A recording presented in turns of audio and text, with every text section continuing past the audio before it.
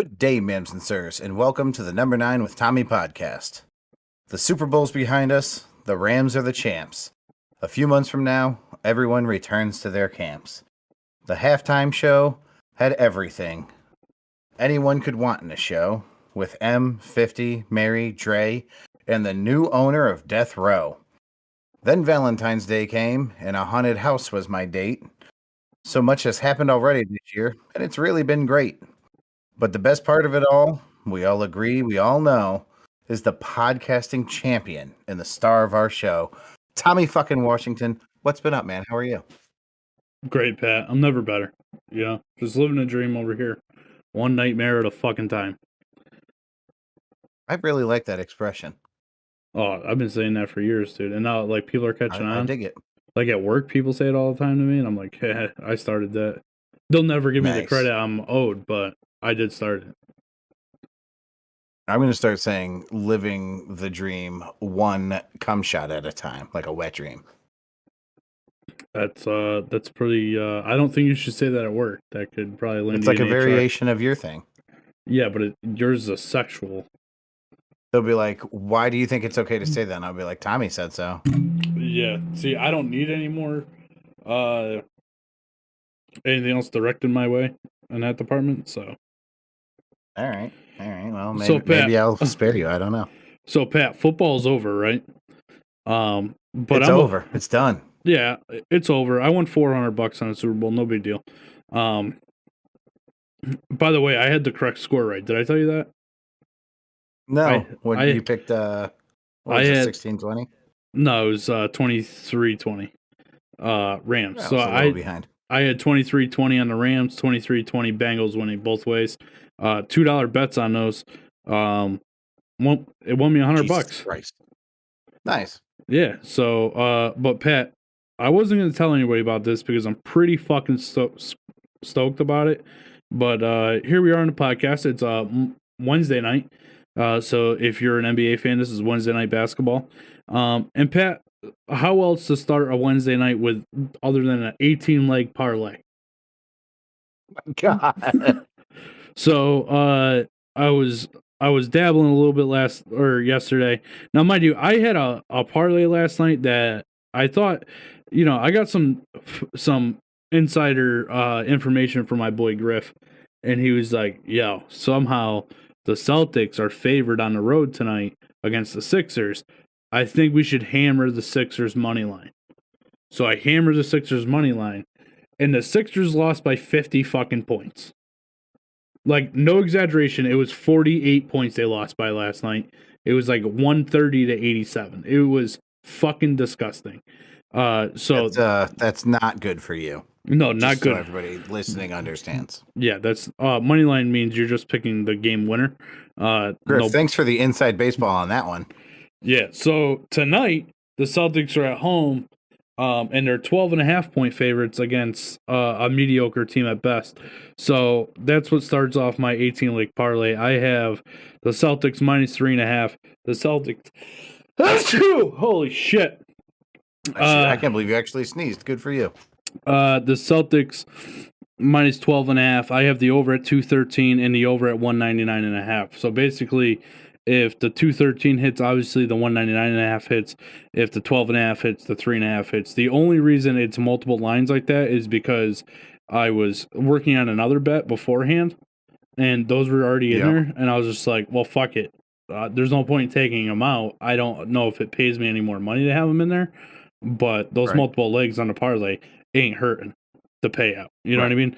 So then I got the old Bulls. This one makes no sense as well because, again, I was flexing stuff and it went all together. I got the Bulls plus 3.5 tonight, the Bulls minus 6 tonight, and the under in that game at 233. Whoa, hold on. So I was flexing the points. How can you win both of those? Well, they're going to win by 3.5. I have them, if they lose, I can't. The only way I win both of them is if they win by 6 or 7. Right. That's the only way I win that one. And then we got the next one is the Trailblazers and the Grizzlies. I have the over at 217.5, the Grizzlies minus 3.5, the Grizzlies minus 11.5, and the over at 230. So again, that's one of those same ones I was fucking around with. And then we got the Rockets and the Suns. I got the over at 221.5. The Suns minus 7.5. The Suns minus 16.5. But here's a doozer for you. Ready? The under at 234. So I need them to score over 222, but under 234.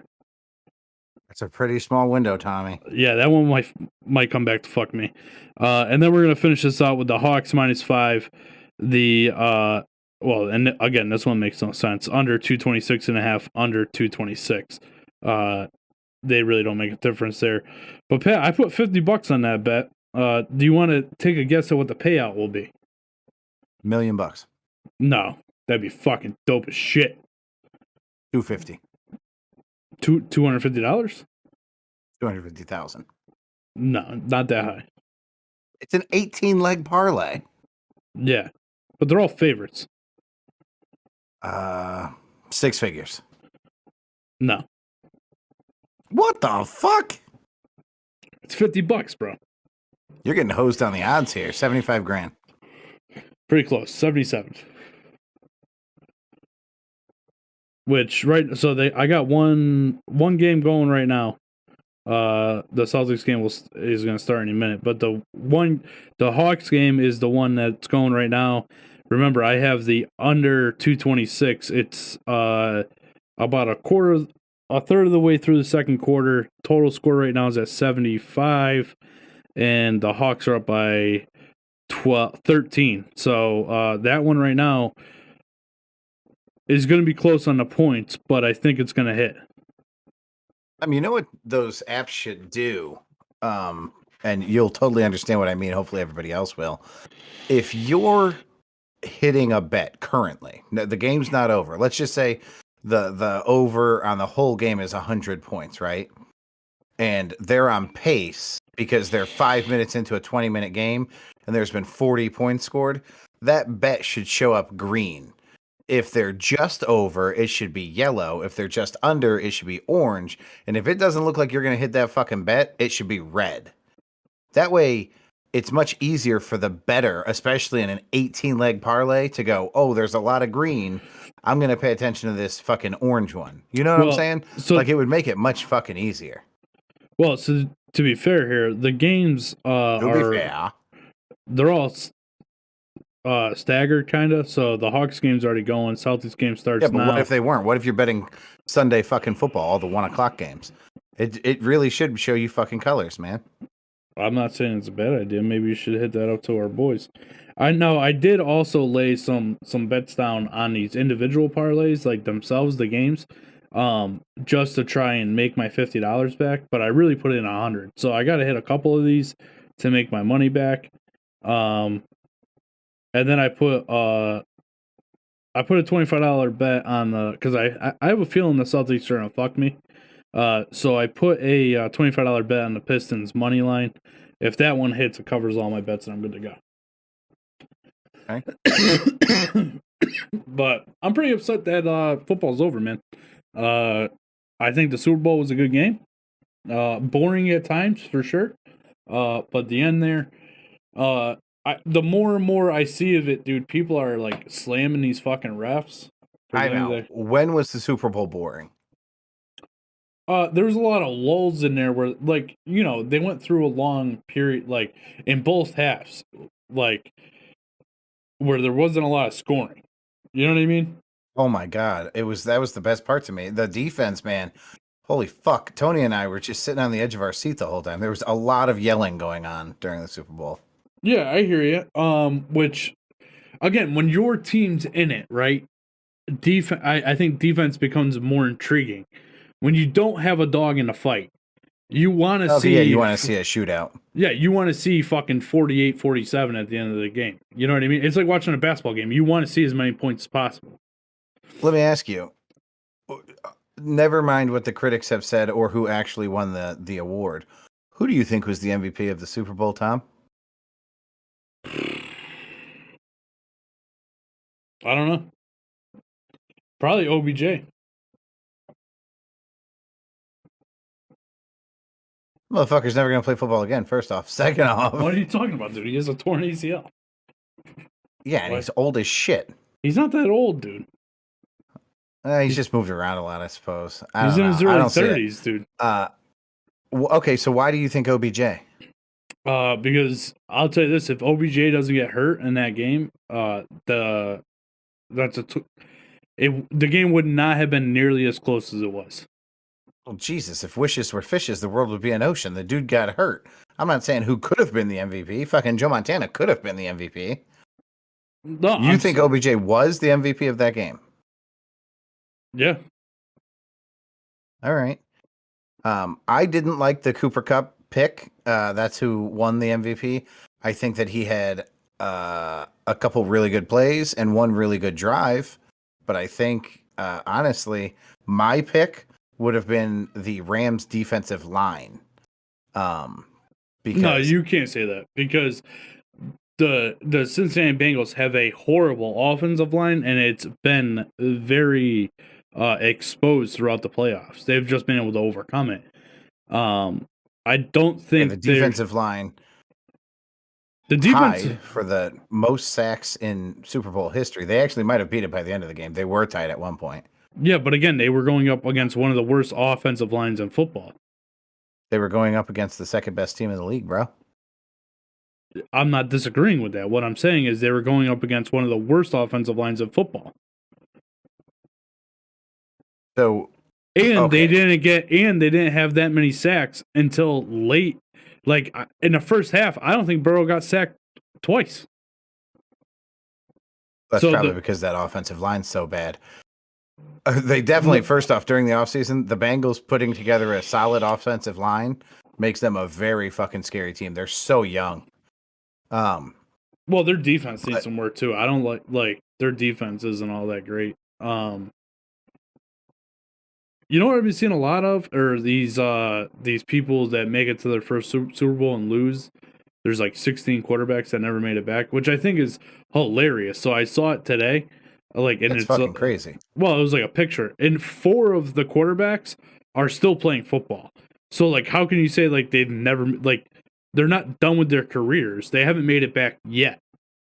You know what I mean? And some of them are on their way out. Matt Ryan. There's another older guy in there that hasn't.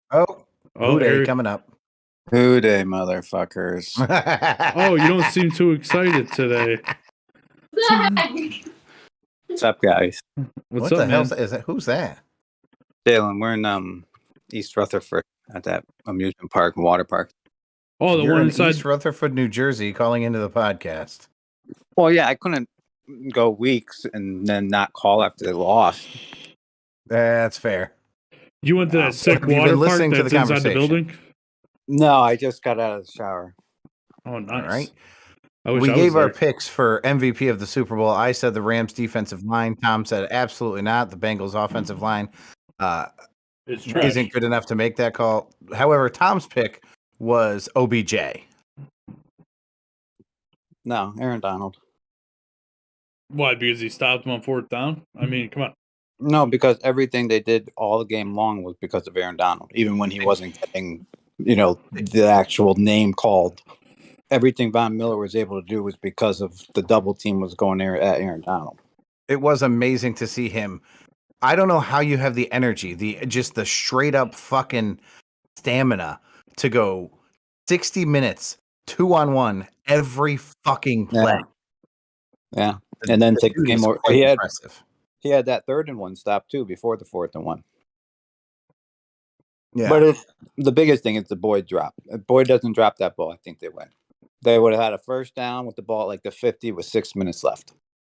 So they would have needed to get into, field goal range to put it up, a touchdown. Or no, they would have been up 8 because they missed that extra point, the Rams. Or something. Yeah. So, yeah, that's the biggest thing. Tony, what are you eating? And thank you for eating it live on the air. Yeah, really appreciate it. Nuts. No, nice. There's a fucking surprise. Yeah, I thought Cincinnati played a good game, man. I think that I don't know who the receiver was. It Mixon there at the end. that when Burrow was getting sacked, he kind of chucked it up there. And the dude didn't take a dive? Yeah, I thought that was a little discouraging. No, I don't think so because they were catching flack for Mixon not being in at all in that final drive. I'm pretty sure. So I'm not sure who it was, but also the guy didn't like. And listen, man, we're not professional athletes. Of course, we can sit here and criticize them, but I couldn't do half of what any of these guys do. So, take it with a grain of salt.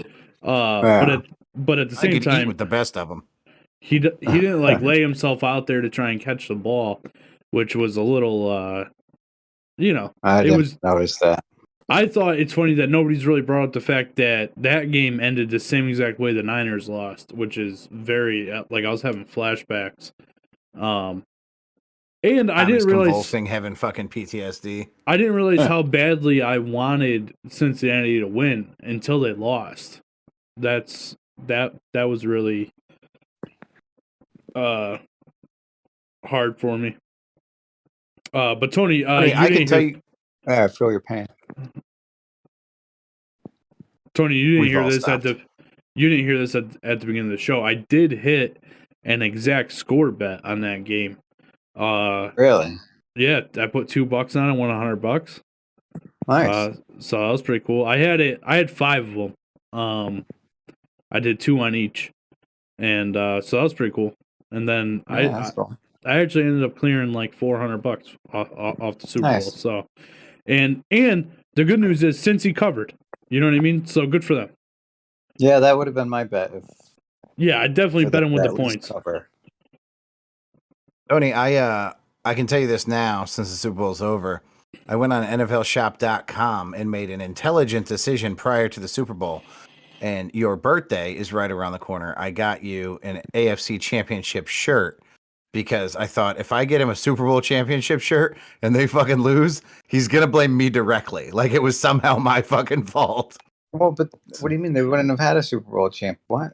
Unless they had won.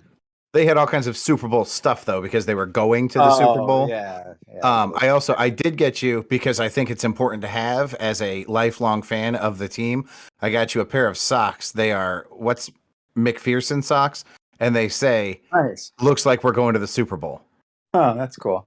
Yeah. So I was like, well, we got to get those. Thanks for ruining my birthday surprises, but no, my pleasure. You know who probably has those? Pat McAfee. Oh, guaranteed. Because he's for the brand. You know what I mean? You know, it's really a bummer. Like it was the first time, like when Patrick's over and everyone's like rooting for the same team. So that was really cool, and it has never really happened. So that I'm kind of bummed to see that go. But maybe Patrick will become a Bengals fan. I doubt it. Erica said it's all your fault. You jinxed it, Pat.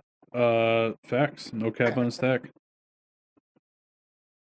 Well, I just wanted to call in. Tony, this has been the greatest 5 episodes we've ever had with you on. Dude. I really appreciate you stopping by, and I'm sorry your team didn't make it, man. I can only imagine what I do for the ratings. Yeah, they're pretty dumb, but Tony, without you, we would never have been able to go aluminum. So thank you for that. Dude, at this amusement park, I had the scariest roller coaster I've ever been on, and it's a pretty small amusement park. But man, it's this indoor, right? Coaster, yeah, and it was a Ninja Turtle one, and my God, it was scary. Did you say it was Ninja Turtles? Yeah, Nice. There was Ninja Turtles. There was another pretty cool coaster that was called the Shredder. Was the Ninja Turtles one called like Cowabunga? I don't know. I took a picture of the stuff. Nice. I'll send them to you. I'm not one to question your parenting skills, but isn't she supposed to be at school? Winter break, bro. What? No winter break. That's next week. No, I wanted to take her this week. This week, thinking not many other parents would be taking their kids out of school because most of them are getting a really long weekend. So I used it to my advantage. Yes, I see. I maybe duck out on what people would call parental responsibilities. Hey, in Tony's defense, I don't hate it. When we were children, we got ripped out of school to go see the premiere of every Star Wars movie. Not kidding. It wasn't even a choice. My mom was like, "You're taking tomorrow off. Star Wars is coming out." Again, that's good parenting. Yeah. So she's a good student. She can miss a couple of days. I refuse to allow my kid to miss any school, mainly because I don't like them. So Fair. All right. Well, Tony G out. Tony, I love you. Have a good one. Love you too. Talk to you later, Tom. Talk to you, man. Tough, man. Tough for Tony I did there. not think he was coming on this show. I had a feeling he was gonna, which I'm glad he did. Yeah, man, it sucks to be a Bengals fan right now, but there's always never again. Does it really suck though? Like they made it so much further than anybody expected them to. At some point during this podcast, I haven't gone back and looked, but right before the season, Tom, you and I went over the bets for every team to be in the Super Bowl. Do you remember that? I'm sure we did. Yep. I don't remember what the odds were, but I know the Bengals were a very, very long shot. So if you are a diehard Bengals fan, probably from Cincinnati, I'm maybe pretty sure anywhere it in was. Ohio. I'm pretty sure it was plus 12,500 to win the Super Bowl. Because I heard a guy on the radio the other day saying that if they won, him and his buddy were going to split 25 grand. And they put $200 on it, so that would make it like little shit like that. I'm sure there's a bunch of people who bet them to go far or win, who did make some money. And if they lost, they didn't lose much because nobody was betting millions on them except for that dude in Texas. Did you see that shit? No. Dude in Texas bet, man, it was the largest Super Bowl bet in history. I think it was $7.1 million on the Bengals. Oof. Hopefully he took him with the points. I don't know how it worked out. If you want to, real quick, Pat, and this will change throughout the offseason, but we can hit it up real quick on the just cause. For the teams to I don't know if this is win the Super Bowl or getting to the Super Bowl, but we're gonna assume it's win the Super Bowl next year. Buffalo Bills are at plus 700, so they're actually the favorite over any other team right now. Kansas City is plus 750. The Rams are plus 1,200. Green Bay plus 13. Dallas plus 13. Niners plus 15. Bengals plus 2,000. So how crazy is that, right? That this Bengals team makes it to the Super Bowl. They lose by 3 points, and they are barely in the top 10 of teams to win the Super Bowl next year. There's probably some statistics to that, like the odds of them making it 2 times in a row are greatly diminished. Well, Kansas City made it 2 times. Actually, Kansas City made it. No, it was 2 times in a row. They beat the Niners. They lost to Tampa. Oh, there are definitely teams that have done it. The Bills have done it. The Cowboys have done it. The Niners have done it. The Pats have done it. I'm just saying it's probably not as likely. The Niners never lost. They made it back the next year. Okay. The Bills did it 4 times. The Bills lost just over and over and over. Yeah, four in a row to be exact. The Good Ravens, for you, Jim Kelly. The Ravens plus 2,000. Broncos plus 2,200. That's a little surprising. Chargers plus 24. Tennessee plus 24. Cardinals plus 24. Cleveland Browns plus 24. Colts plus 24. Tampa plus 26. The Patriots are plus 28. Vikings plus 33. Phillies 33. Seattle 33. Saints plus 34. Dolphins plus 36. Panthers plus 4,000. The Commanders plus 4,000. For any of you who's new to this, that's the Washington Commanders. Raiders plus 5,000. Falcons plus 6,000. Pittsburgh plus 65. Bears 7. Giants 85. Lions plus 10,000. Jaguars plus 12,000. Jets plus 15. Houston Texans plus 18. So I'm just going to throw this out there, Pat. Maybe we should each throw $50 on the Texans and see what happens. You know what I mean? They're not my last pick, that's for sure. And with the draft, these bets are ahead of the draft. So yeah, so that's what I'm saying. There's a lot of moving parts there. They are going to change, especially with players getting traded and people getting cut and draft and all that stuff. Like I'm interested to see once Jimmy G is actually traded, if he gets traded, if the Niners fall or rise because of that. I'm sure they'll fall. And I mean, if you lock your bet in now, it's locked in, I'm sure. Yes. Because it's not like they can't change it until the fucking day of the Super Bowl. You know what I mean? They can't give you 50-50 once that happens. So, now's as good a time as any to make a wild bet. Those are the only bets they have, but I'm sure come August they'll have like make the playoff bets, or you can actually bet on even like their win loss percentage or their over 10 wins or whatever. I want to make a super specific bet, like I want to say, whatever, like fucking what's his name, Joe Burrow calls heads and loses the coin flip while wearing white cleats at the Super Bowl. That's called a parlay. Yeah, but I want like the craziest fucking prop parlay ever. Yeah, I don't know if you can parlay prop bets like that. I don't either. I'm sure there's somewhere where you can on the major betting platforms. I didn't even see like you can usually bet on how long the national anthem is going to be, and shit like that. I didn't see any of that on FanDuel or Sugar House. To be fair, I wasn't on Sugar House that much. I just popped on there to make. They had a bunch of boosted bets for the Super Bowl, so I played some bets on there. Okay. But I didn't see what they had for those kind of prop bets before the game. What did you think? You know what I was thinking about the other day, Pat, with the Super Bowl? What's that? There weren't a lot of great commercials. Nobody's talking about the commercials. I thought they were entertaining. They were the Super Bowl commercials were not what they used to be. I thought they were better than regular commercials. Yeah, but they're not great. Like, you know what I mean? Like, there's a lot of people out there that just watch Super Bowl for the commercials. And there was a good deal of Super Bowl commercials that I had no fucking clue what they were for until the last second of the commercial, and then I was like, "What the fuck?" Yeah, that was a waste of my time. Thanks. A million different fully electric vehicles. Holy shit! Everybody's got an electric car. Yeah, losers.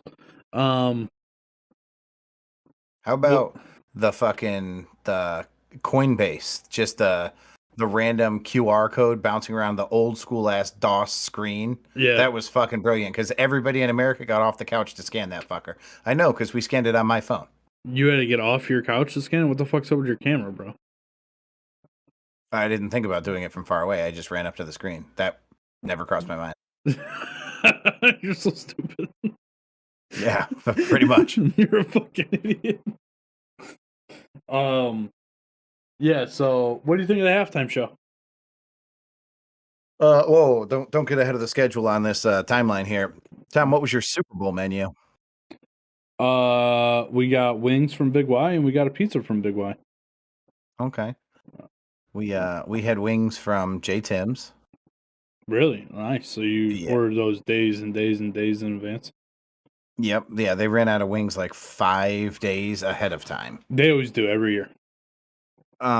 Which is I'll never understand that in a business. Like you know what's coming, just order accordingly. What the fuck? You have freezers, man. They're frozen when they get to you. Erica said, "Ha ha ha! I can't believe you ran up to the TV." Whatever, Erica. She just called you stupid, and I love it. Yeah, that's pretty why much. I love her. We had deviled eggs. My mom made deviled eggs. They were wonderful.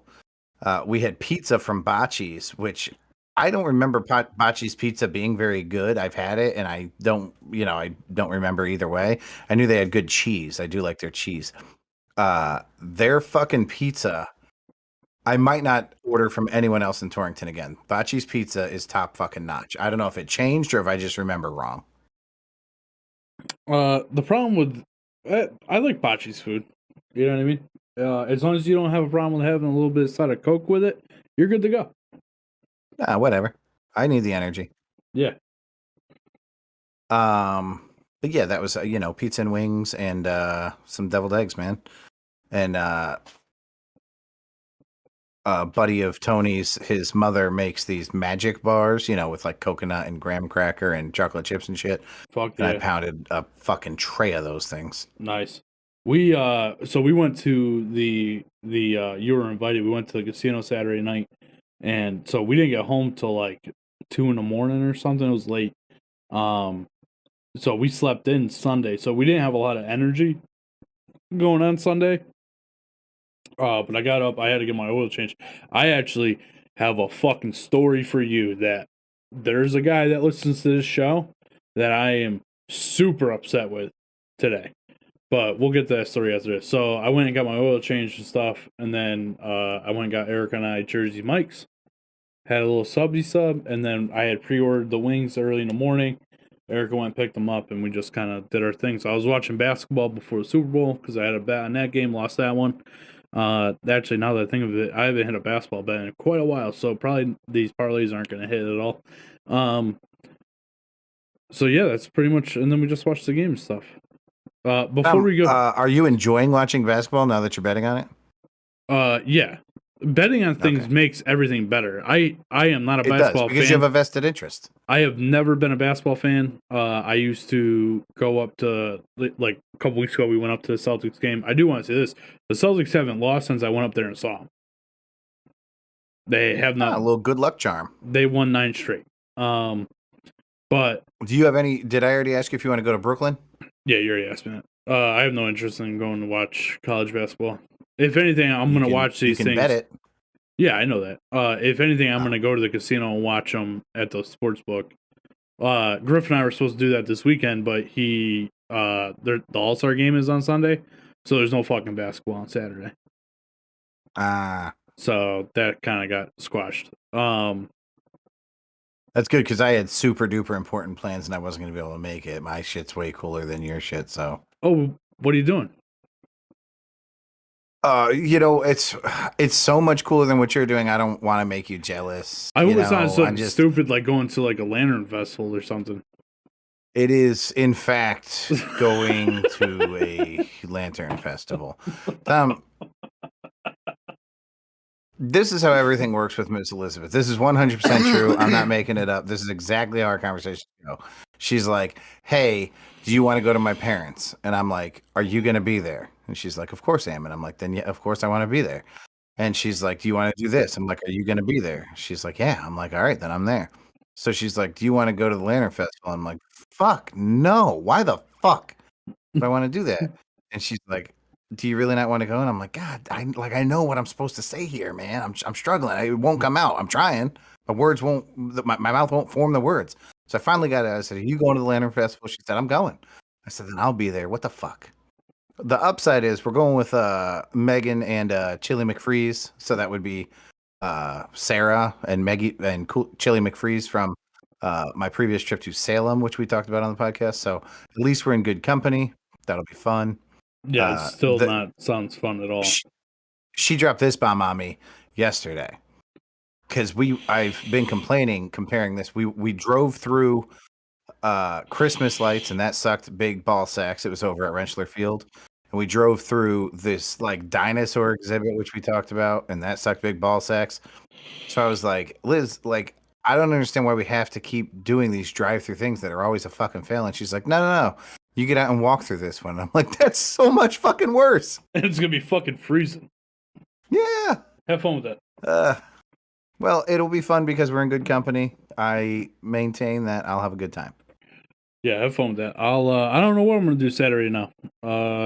I might, who knows? I might just take Erica back down to the casino and lose some more money. Fuck it.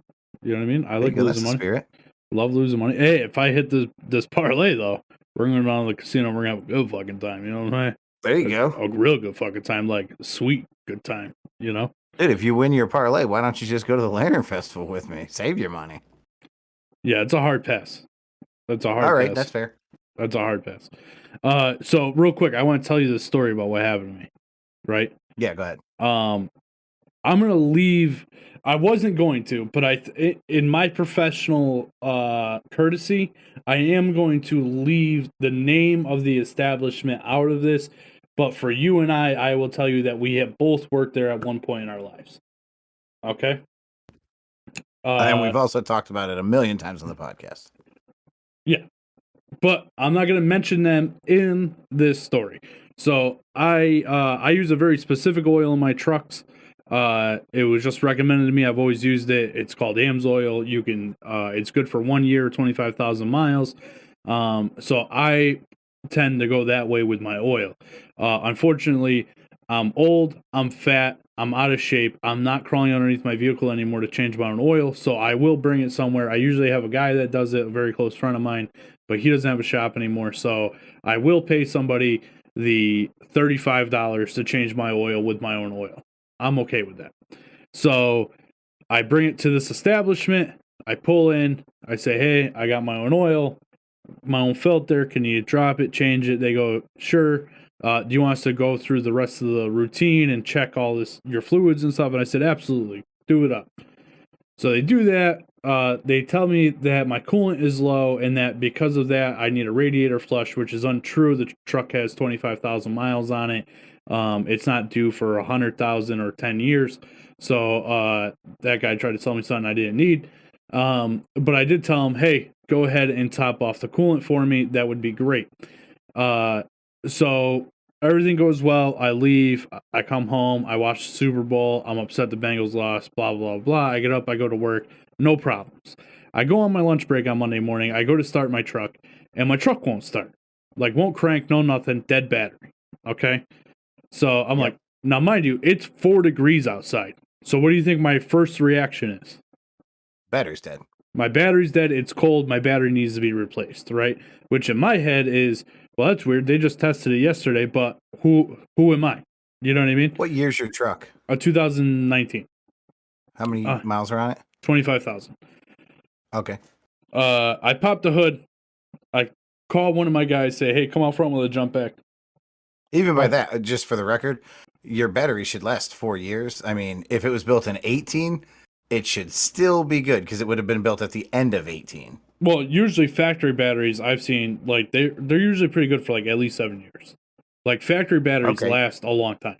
But we have shit weather. It's extreme cold. So if it was the end of the year, I would say that's at least acceptable. Yeah. So listen, I'm not thinking that there's anything outside the realm of this battery is no good and I'm going to need to replace it. It did cross my mind, however. I was at an establishment yesterday where they checked my battery. That was part of their check. I popped the hood. I lift the hood. I look down. I go to touch my negative battery cable. I grab it and I take it right off the motherfucking battery. These cocksuckers never tightened my battery cable back down. So there's a lot of questions going through my head, right? One, why did they undo my battery cable? They shouldn't have to undo my battery cable in order to test the battery. That's one. Number two is, well, Tom, what if they didn't loosen your battery cable? Well, here's the thing. I've had the truck for 4 months. I popped the hood on that truck one time. One time in the 4 months I've had it. The other time was when I went there to get my oil changed. I've never had a problem with the truck starting. I've never had a dead battery. I've never had an indication of the battery cable being loose until they were underneath my hood. So naturally, my assumption goes to them loosening my battery cable and forgetting to tighten it. Right? No big deal. Right? I'm not even that upset about it. I go to my shop. I go to my toolbox. I tighten the battery cable. Truck starts. I go on my merry way. The problem is, I go to listen to the radio, Pat. And now you've been in my truck. I have a 12-inch touchscreen display in my truck that controls pretty much everything in the vehicle. Controls my heated seats, controls my backup camera, controls my my park sense, everything. Everything runs through this little computer that is my radio. Nothing is working. The only thing that's working is my AM and FM fucking stereo. That's the only thing. So you're driving a 1989 2019 Dodge pickup. Yes. And I am fucking heated, bro. I'm like, oh my God, dude. When the negative cable came loose, it fucking shorted something. It melted my fucking, my whole display. Like, I'm fucking fuming, dude. I go get my lunch, I come back, and of course I hit the Google machine. Luckily, I read up on Google that it could take up to 24 hours from disconnecting the battery for the computer inside it to relearn all the things that you're supposed to have, and it touch base with all the modules and make everything start working. So luckily it didn't happen. But I am furious, fucking furious, that these guys loosened my fucking battery cable. Let me skip the part where you call them and ask for resolution and give you the answer. It was working when it left here. You touched it. Now it's not working. It's your fault. If you fucking sneezed in that car, it became your fault. Well, you got what they call a brake light warranty. Once we can't see your brake lights, your warranty's gone, buddy. Listen, I'm not disagreeing with you. That's why I didn't call and make a fucking complaint. Here is my formal complaint. That's what happened. All I'm saying is that, we need to... I think this establishment needs to make sure that their people aren't loosening fucking negative battery cables on people's cars for no reason. I was very upset. It's all better now because everything works. I care less now. I own a 10 millimeter wrench. Wasn't that big a deal. I am a mechanic. I understand what the fuck I'm doing. I do think that they should not recommend coolant flushes to people who don't need them. Oh, that's the other thing. So then today, right, I'm joking around with another gentleman that we work with that may or may not have worked there in the past. And I pop my hood and I go, I bet you these cocksuckers didn't add the coolant. I checked my coolant dipstick, bro. They never fucking added the coolant. They charged me $5 to add the coolant and didn't add the coolant. What does it take? Dex Cool? Yeah. Man. Burned. Fucking cocksuckers, man. Anyway. Whew, Pat, we're running long. Let's go. Jesus, I'm dying over here. Let's hear from Anchor.fm.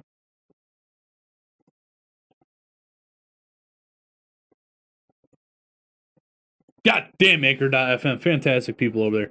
All right, Pat. So, what do you think of the halftime show?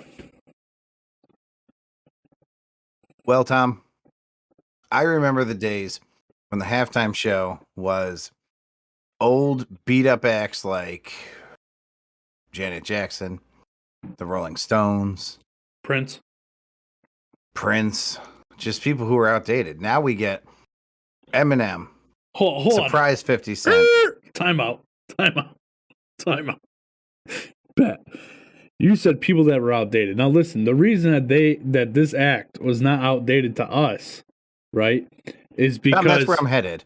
I'm thrilled that I now have Eminem and a surprise entrance from 50 Cent. I got Mary J. Blige. She did a great song with Method Man not that long ago, late 90s.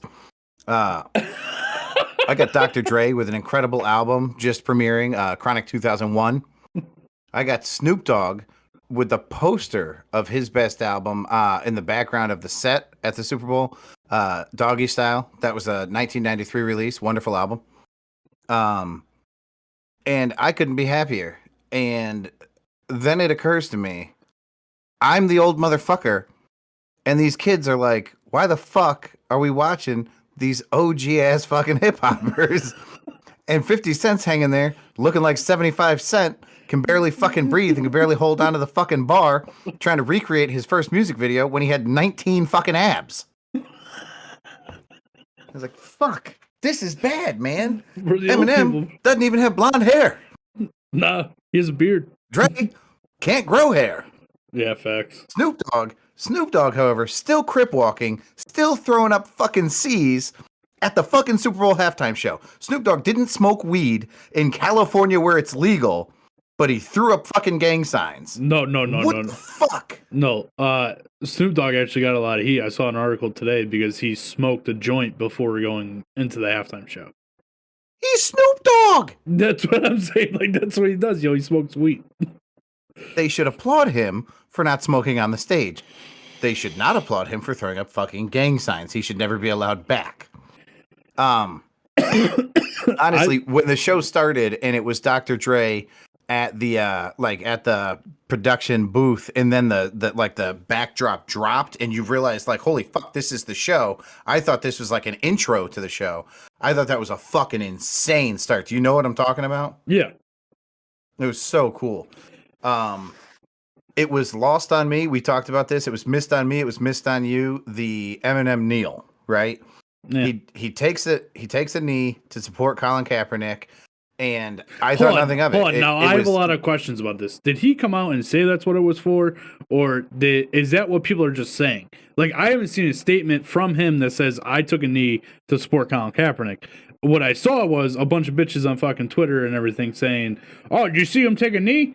Like, I don't know if that was part of their fucking act or what. Like, it could be either one. What I saw was that the NFL had heard that he was going to, I assume, in a conversation about how the show was going to go.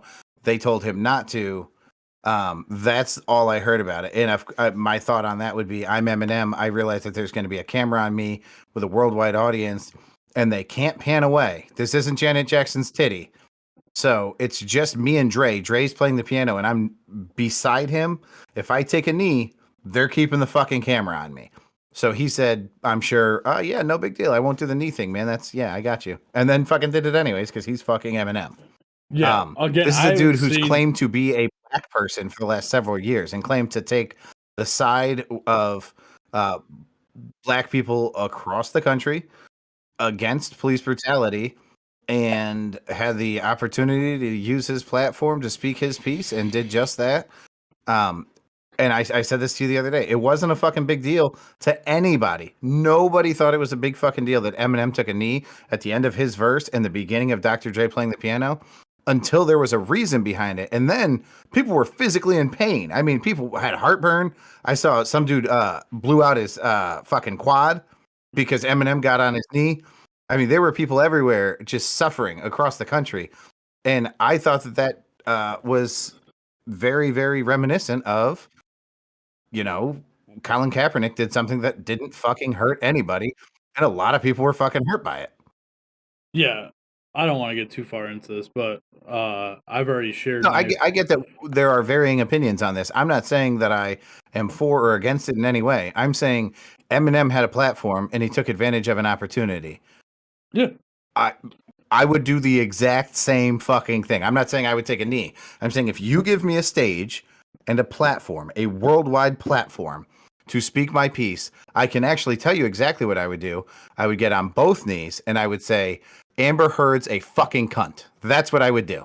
Jesus Christ. So the whole world could hear it. Yeah. If it's not Johnny Depp, it's Amber Heard. Can you just let it go, bro? Can you just also say, Johnny Depp, I love you and I respect you and I'm sorry that you're going through what you're going through. My puppy's down here and I'm not sure why. I don't know where my wife is. Yeah, McAfee. Yeah, I thought the halftime show was pretty good. Were you disappointed that you got one verse out of everybody?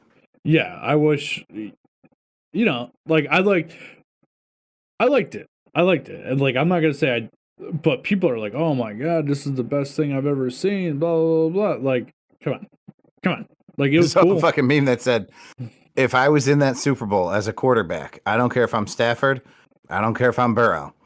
If I hear Eminem do a verse to Lose Yourself at the halftime show, I'm coming out for 5 touchdowns, 500 yards in the second half. Nobody's stopping me. And I was like, that's a pretty fucking valid point, man. Did you see that the fucking homie G fucking McPherson was out? He didn't even fucking go into the locker room, dude. He watched the halftime show from his bench. That fucking, what's he, 24 years old? That motherfucker was like, listen, bitches, y'all don't need me in there. Am I going to strategize about how I'm going to kick the fucking ball? I have the opportunity to watch these motherfuckers on stage. You can have your fucking halftime in the back. Don't fucking talk to me. Yeah, fuck him. I'm all about that. He's a G, dude. They were like, you come to the locker room? He was like, looks like I'm going to watch the halftime show. Yeah. Looks like we're going to try and win the Super Bowl. See you later. Before we get done with this episode, and we are not apparently doing any of the 3-finger news or the memes, which is fine because it makes my job easier next episode. I do want to talk about... Yeah, we have 4 memes, dude. We can bang out the memes. But I want to talk about what I consider the highlight of this show. And I don't often claim this spotlight, Tom. But I have given you a taste. I have not given you the bombshell. I'm going to talk about some text messages that I got from my father during the Super Bowl halftime show. Tom, are you prepared for this conversation? Yeah, I just want to say going into this, I don't want to be judged by whether or not I laugh or cry at any of these text messages. Tom, I will say this. We laughed so fucking hard. And it's not because what he was saying was funny. It's because sometimes emotions run high, and sometimes you say some things. I don't want to say it's a reflection of his character or the person that he is. I will say that he was in an emotional state, hopefully based on football. Maybe he was having a fight with his girlfriend. I don't know. But, Tom, the Super Bowl halftime show kicks off. When the Super Bowl halftime show kicks off, I am not texting my father. Okay, I do an inactive participation in text messaging when I'm doing something. Especially, I just don't want to be on my phone. It has nothing to do with the fact that it's my dad. But he is texting me. This does not warrant an answer. He will continue texting me until I answer, no matter when that is. Super Bowl halftime show kicks off. We've got Dr. Dre. We've got Snoop Dogg. And my father texts me, anniversary, 5 months without smoking a cigarette. Seems like a perfectly normal introduction. He's not interested in the Super Bowl halftime show. Got it. Then we get some backup dancers. Backup dancers are dancing, and he says, those girls are nasty. All right. Dad's not a big fan of the backup dancers. Got it. But at least he hasn't smoked a cigarette in 5 months. Then Mary J. Blige takes the stage. Now, Tom, if you took a Mary J. Blige album, let's call it the best of, and you played every song on that album in a row for my father, you will have collectively heard a total of 0 of those songs ever. He's never listened to that radio station. He's never caught a background of an album. Like, he just has never seen this woman in his life. Mary J. Blige takes the stage and he puts, she's a piece of shit. I thought that was a little weird. She's a piece of shit. Okay. Dad's mad at Mary. Got it. Okay. I like the song that she did with Method Man. Again, great song. Then he said to her outfit, Tom, do you remember what Mary J. Blige was wearing during the Super Bowl? Yeah, the fucking, like, the silver thing. Yeah. Yeah, it was a silver, white, whatever. He said, she looks like a fat snow woman.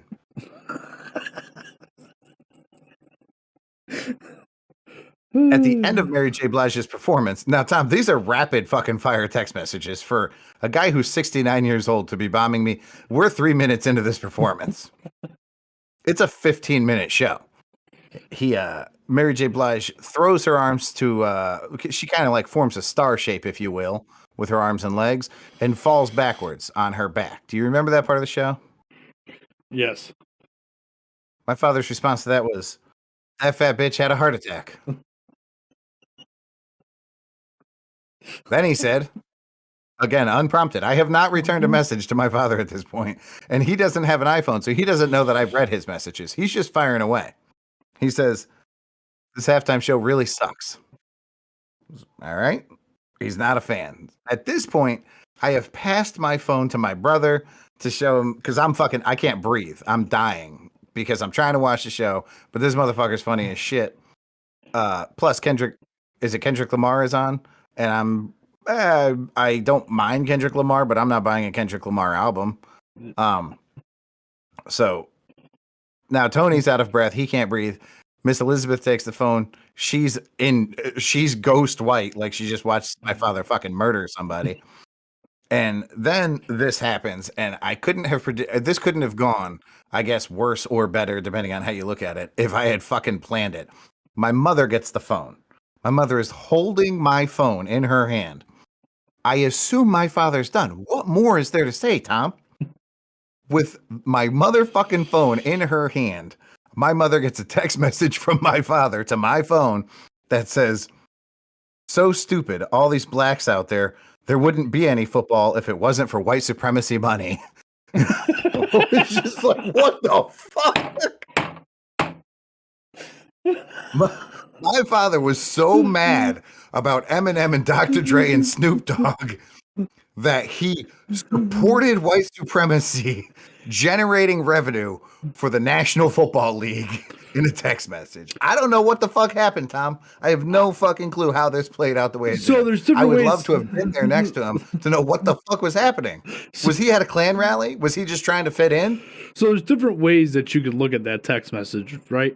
All he's saying is that if it wasn't for the white supremacy raising money years and years ago, we wouldn't have an NFL. That's where all these rich whites come in to own the teams.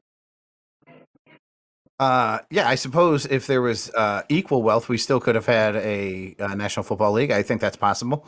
On top of it, this is the most astounding part to me, Tom. You know what I think made him say that? What's I think that when Eminem took a knee, first off, he thinks Eminem is black. I know that for a fact. But two, I think he caught the symbolism. And it was lost on me. I didn't catch the knee. You didn't catch the knee. As lifelong Eminem fans, don't get me wrong, you've fallen off the bandwagon in the later years, but we were diehard Eminem fans, our generation, not just the two of us, but we collectively missed this fucking sign. And my dad saw it and was like, this motherfucker. Holy shit. Do you want to know why, man? Do you want to know why? Because I don't associate with hate. And no matter what way you look at it, whether you're looking at it from good or evil, the symbolism that these things represent, good or bad, represent hate. Because it's hate towards one side and the other side hates because of their side of the hate. You know what I mean? Hate. Do you know? I watched the thing right before the show today on Snoop Dogg, right? Yeah. And it was actually saying how he got out of the fucking gangster life. And he pretty much stood up to Suge Knight and was like, nah, dude, I'm good. And then the last time that he saw Tupac was the night before he got shot. He went on a radio show and said that he was cool with Biggie and fucking the other guy there. And that he was cool with him and he wanted to do music with him. And then fucking Suge and Tupac were like, nah, man, fuck you. And that night he fucking got shot. You know what I mean? And he's like, that's why. The other guy, did you mean Puff Daddy? Yeah, there you go. What the fuck? He's one of the most well-known fucking people in the world.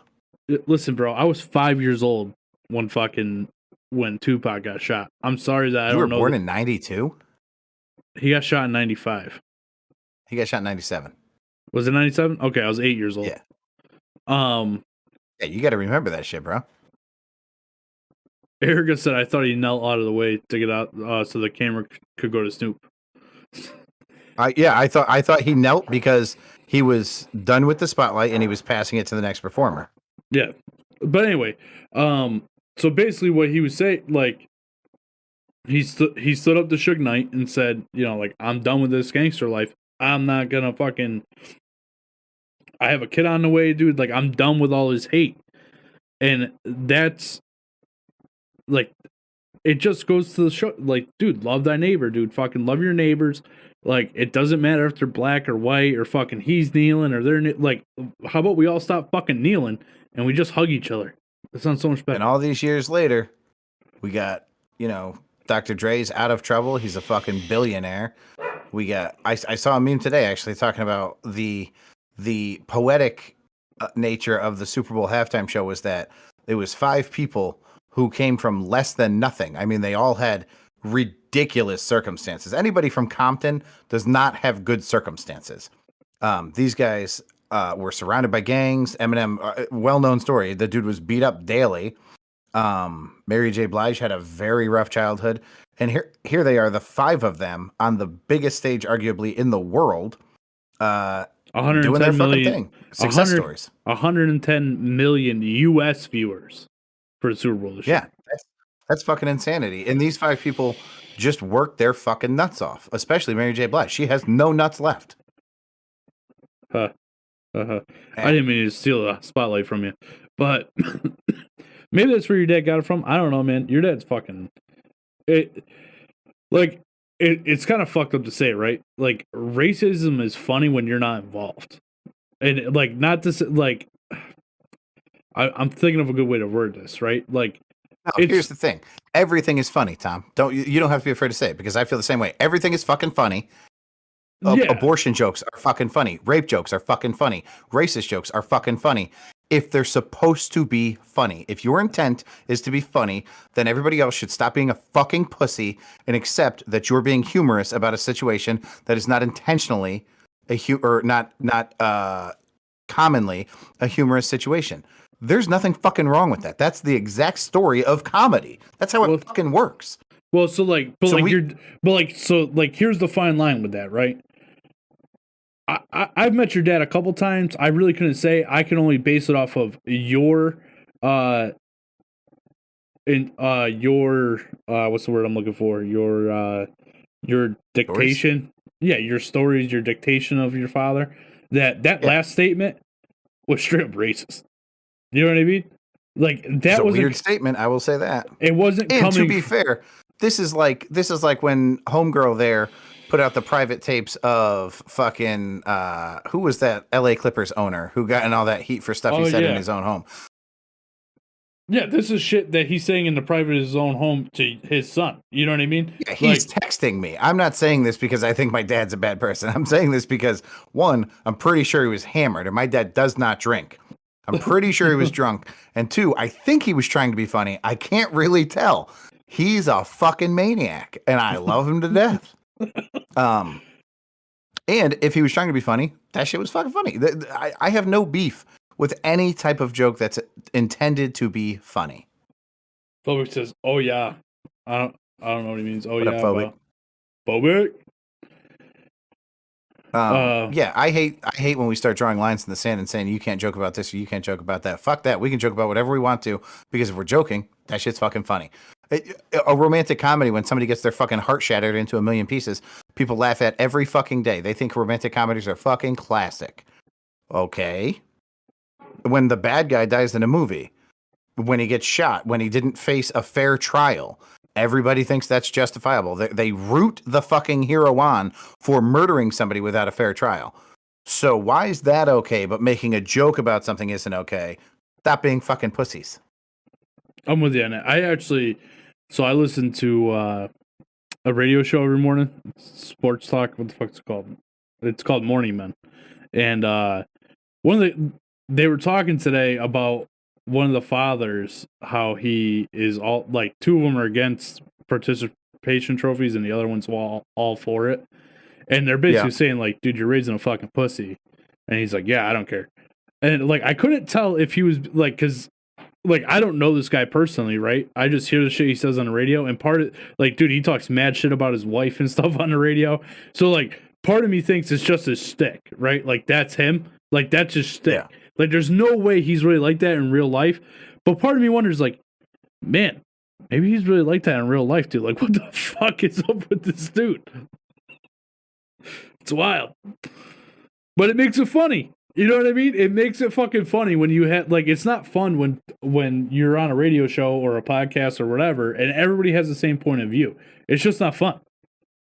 Right, well, and my father is 100% an antagonist. That's what he fucking does. He antagonizes. If he can find if he finds a thread of something that will bother you, he will ride that horse until the fucking shoes come off. That's a promise. Love it. And yeah, we all know people like that.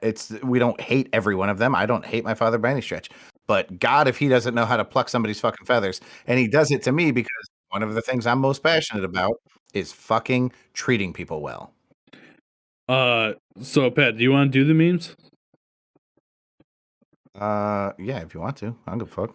Yeah, we'll do them real quick. I do want to give a shout out. You didn't throw this in the show as a mail time, but we did get a comment on our last episode, Battle Piss, from our boy Panic Chronic. He said, Pat, I can say that I'm not a football fan as revealed in my previous comments, but that said, being at a live game is pretty damn dope. I very much enjoyed the Raiders vs. Saints game I went to with Tommy and his bro. Really cool experience. I had a great time at that game with him. Like, you want to talk about, like, and I don't think I've ever told this story on the show, but it was the first time I ever met Panic Chronic. It may be the only time I've ever met him in person. I can't remember, but we go to this game. We go to our seats, and him and I leave to go get something to drink or something. And he's in the Air Force, obviously. That's how he knows my brother. And fucking hardcore American dude. Like, they announced that they're going to start singing the national anthem.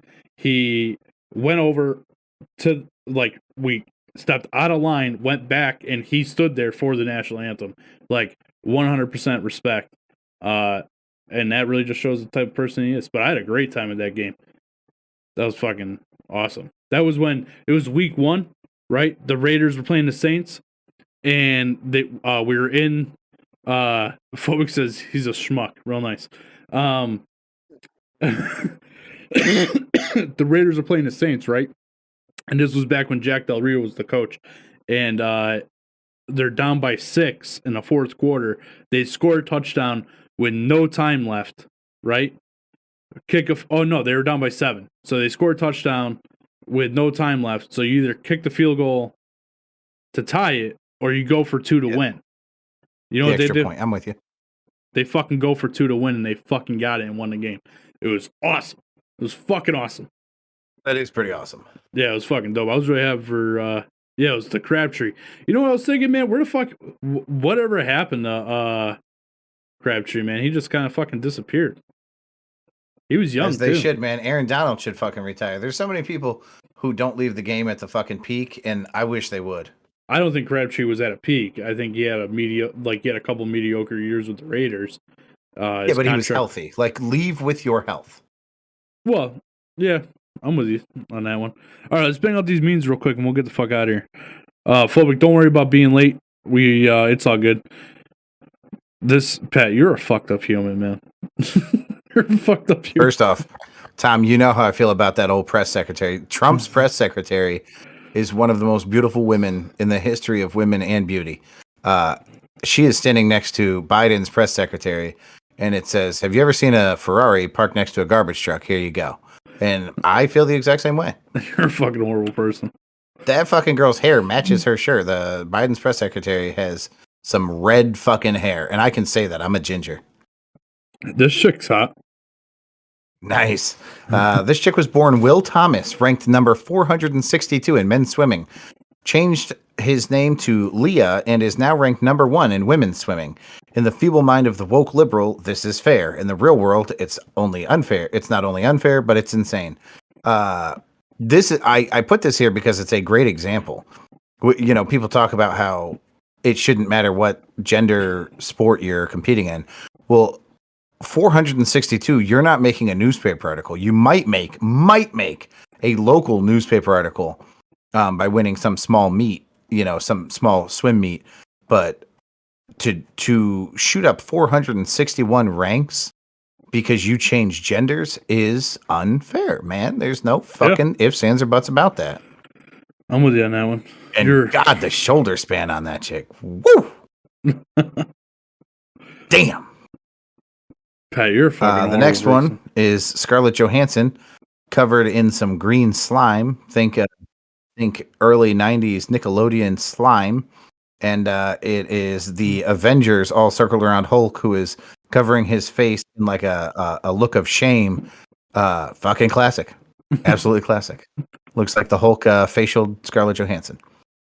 This was my Valentine's card from Miss Elizabeth. It says to and from, and it is a picture of Cinderella, and it just says, "Want to see if it fits." And that's why I love her. Oh, Pat. All right, Pat. So we're good for Sunday, right? We're gonna do a show Sunday, release it on Monday.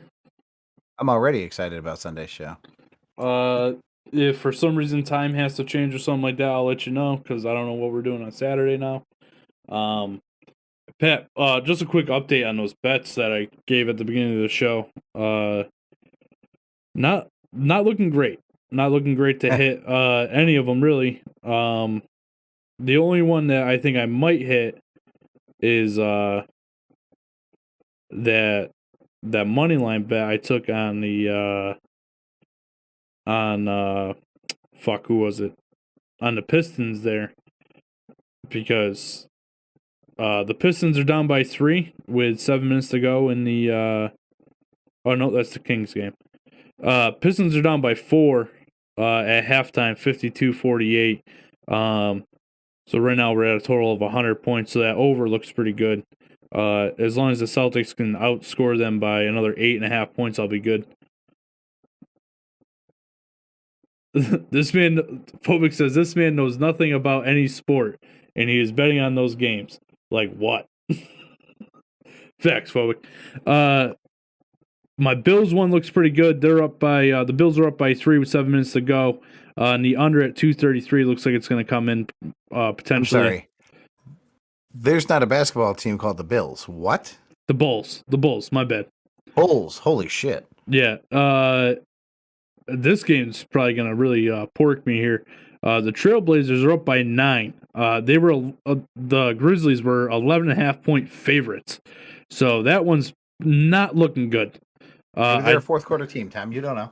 Well, and it's early into the second quarter. I will say that it's early into the second quarter. The Hawks are. This one's definitely gonna fucking hit. The Hawks are up by 26 points. Third quarter is almost over, and it looks like the under should come in because it's at 178 total points with a quarter to go, and as long as they don't score a combined 50 some odd points, I'll be good. So that's good. That one on I my can't head. read because my print is so small, but it looks like Phobic Squirrel said he couldn't name a player on 4 different teams. Sure Is can. that what he said? Yeah, sure I can. Yeah. Jordan, Bird, Magic, and Dr. J. Yeah. LeBron James, the guy that plays for the Nets that isn't vaccinated, the smart guy that plays, the guy that plays on the Celtics, smart there, and Calvin Johnson. Giving you, so far you're getting credit. Did you say Calvin Johnson? Yeah. All right. Who's the one that blew out the sneaker and got drafted #1 overall and hasn't played a single game? Fuck. He plays for the Pelicans. He got drafted by the Pelicans. I can't read what he said. Zion. There you Looks go. There you go. Zion. Yeah, that guy. So yeah, I like that you didn't name Steph Curry in any of that. Oh yeah, Steph Curry. There's another one. LeBron James. Did I already say that one? Kevin Durant. Come on. Sure did. That's the same team. Oh, they play on the same team still? Yeah. Oh, well, that's cool. Yeah, that doesn't matter. Anyway, so yeah, that's where we're at, man. Phobic Squirrel said they don't play on the same team anymore. Yeah, Is that true? No, he said I don't even watch basketball, and then he said no, so I don't think that they play on the same team anymore. Kevin Durant, Steph don't play on the same team. No, Kevin Durant and fucking LeBron play on the same team, bro. No, Kevin Durant went to the Nets. That's what I thought. Really? Yeah. I can say that because I'm not betting this shit. Listen, I listen to a lot of sports radio, and you know, I can't tell you this: the Lakers fucking suck, and I can't tell you that the Celtics are on a 9-game winning streak, potentially going to lose tonight. And if they lose tonight, I'll win like $200, so that's cool. Or if they win by 12.5 and all these other bets hit, I'm going to win $80,000. So I'm cool with that either way. $200, $80,000, whatever it pays. You know what I mean? Did we do on the podcast the mom dropping her 3-year-old into the bear exhibit? The bear dropping her mom? What? No. I thought we had already watched it. Sunday, I will have a video for you. Or you don't spoil it for yourself and watch it ahead of time. But this fucking mother, who's obviously got either some mental illness issues or was in great regret 3 years late about having a child, just extends her arms and drops a fucking 3-year-old into a bear exhibit, and it's all on film. Sick. This is not a mistake. She reached her fucking arms out and dropped this fucking kid. Does the child get eaten by the bear? There's about, I'm going to say 7 staff who immediately jump into a fucking bear pit to get that kid out.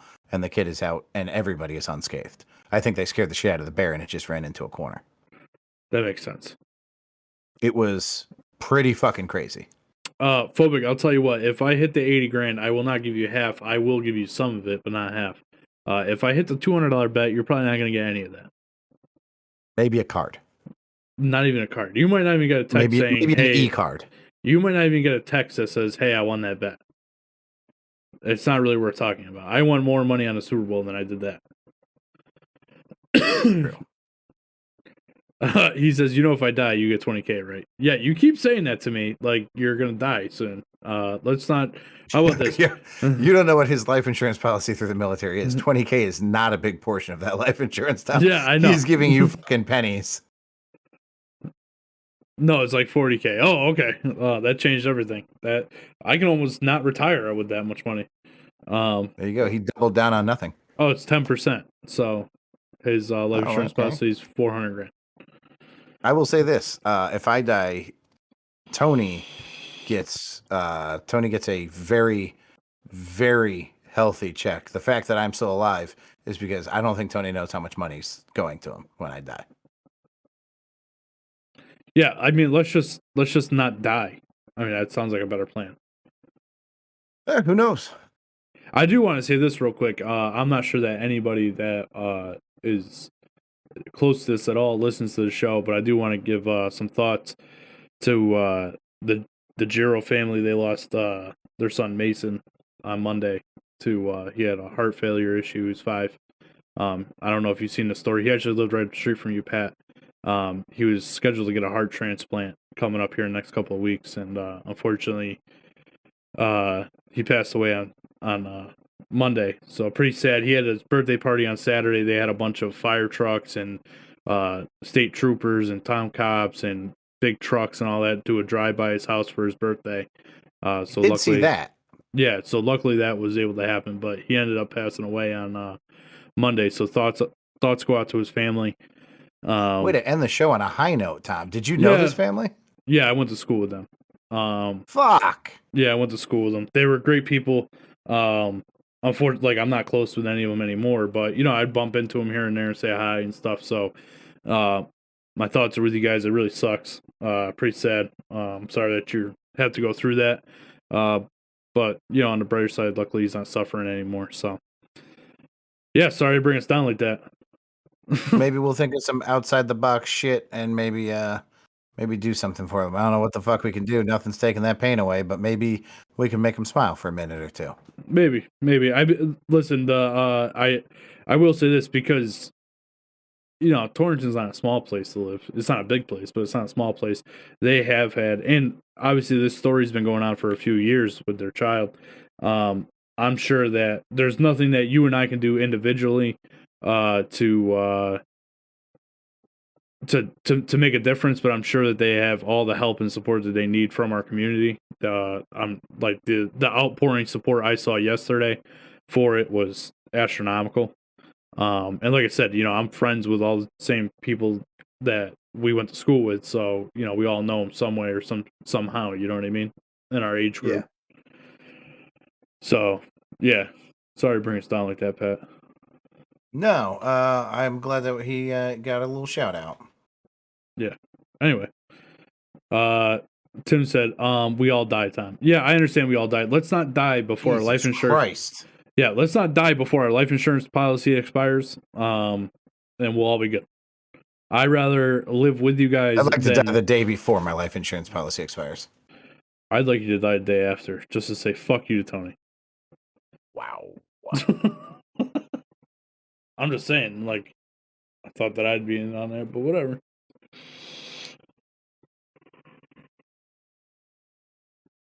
Public says, right? Otherwise, why pay for the life insurance? I'm investing a lot of fucking money into my life insurance. Somebody needs to fucking benefit from it, not the fucking company. He said, this dude dumb as hell.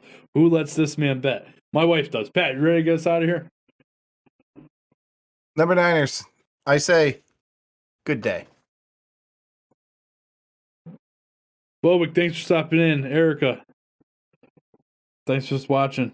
Panna, I know that you're watching afterwards. Thanks for watching. Make sure you give us a like, a subscribe, a share.